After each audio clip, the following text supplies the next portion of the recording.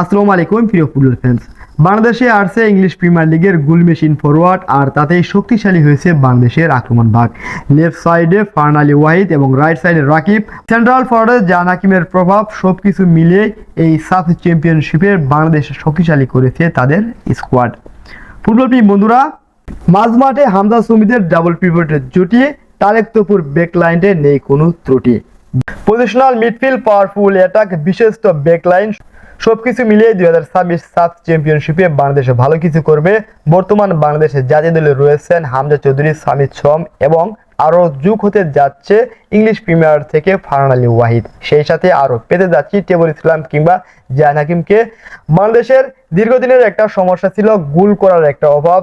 ফারহান আলী ওয়াহিদ যদি আসেন তাহলে সেই গোল করার অভাবটা অচিরেই বন্ধ হয়ে যেতে যাচ্ছে, আর তখন বাংলাদেশ ম্যাচে জয়লাভ করবে, গোল করতে পারবে, তখন যে কোনো প্রতিপক্ষের বিপক্ষে গোল করতে পারবে।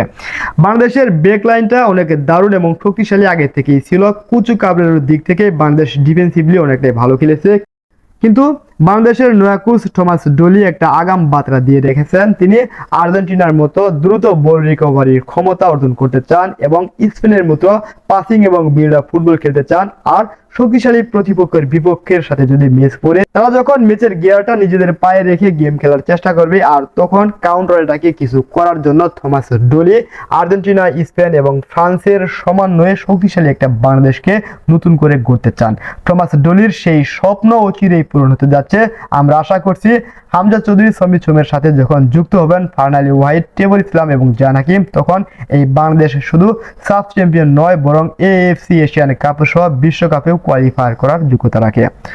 বর্তমানে বাংলাদেশের ডেপথ বা বাংলাদেশের স্কোয়াডের শক্তিমত্তা শুধু দক্ষিণ এশিয়ার সাথে নয়, বরং পুরো এশিয়া কাপের যে কোনো শক্তিশালী দলের সাথে বাংলাদেশের এই স্কোয়াডে দিয়ে চোখে চোখ রেখে লড়াই করার মতো একটা শক্তি বাংলাদেশের রয়েছে। তবে ওই যে বললাম, যদি ফারহান আলী ওয়াহিদ আসেন, টেবুল ইসলাম আসেন এবং জাহান হাকিম আসেন, তখন বাংলাদেশের শক্তিমত্তা আরো রিডাবল বেড়ে যাবে। এভাবে বাংলাদেশের ফুটবলের যে একটা উন্নতির ছাপ পড়েছে, সেটা আপনার স্টেডিয়াম থেকে প্রযুক্তির দিকেও লক্ষ্য করতে পারবেন। যেমন বাংলাদেশের স্টেডিয়ামের জন্য লাখ টাকা খরচ করে বারমুডা প্রজাতির একটা উন্নত জাতের ঘাস লাগানো হয়েছে, আর সেই সাথে বর্তমানে সাফ চ্যাম্পিয়নশিপের আয়োজক বাংলাদেশ বাফুফে, তারা এই টুর্নামেন্টে ভিএআর প্রযুক্তি ব্যবহার করতে যাচ্ছে। এভাবে বাংলাদেশ আরো উন্নত প্রযুক্তি ব্যবহার করবে। যেখানে মাঠের কোনো অবস্থা ছিল না, যেখানে প্লেয়ারদের ড্রেসিং রুমের পরিবেশ ঠিক ছিল না, যেখানে সিন্ডিকেট এবং দুর্নীতি ভরা ছিল, আর সেই দলটিতে যখন ভিএআর এর চাপ পড়েছে, উন্নত প্রযুক্তির ঘাস নিয়ে এসে মাঠে রোপণ করা হয়েছে, সেই দলটাকে নিয়ে, সেই দলের প্লেয়ারকে নিয়ে আমরা ভবিষ্যতের জন্য স্বপ্ন দেখতে পারি। ধন্যবাদ বাফুফে, ধন্যবাদ থমাস ডলি, ধন্যবাদ বাংলাদেশের ন্যাশনাল টিম।